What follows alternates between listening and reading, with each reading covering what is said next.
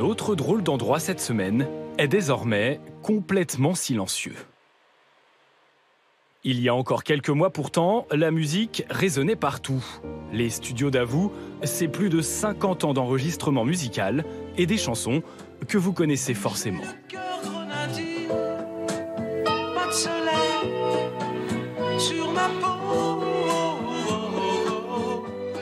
Tout commence en 1932. Situé dans le 20e arrondissement de Paris, ce drôle de bâtiment était au départ un cinéma de quartier.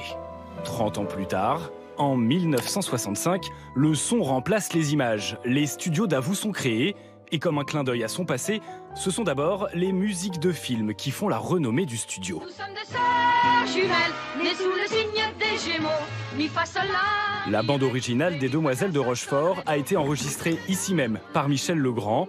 Premier gros succès d'une très longue série, c'est ici que sont mises en boîte les musiques des aventures de Rabbi Jacob ou du grand blond avec une chaussure noire du très prolifique Vladimir Cosma.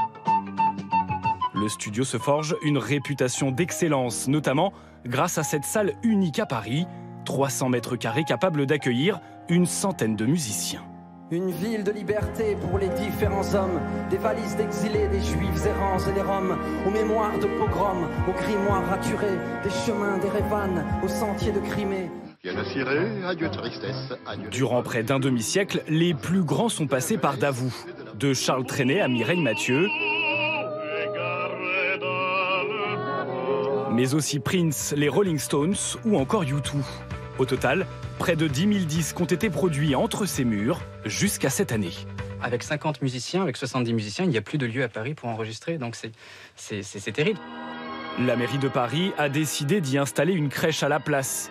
Le 9 avril dernier, les studios Davout ont définitivement coupé le son. Une triste fin pour notre drôle d'endroit qui restera un lieu mythique pour les musiciens passés par là.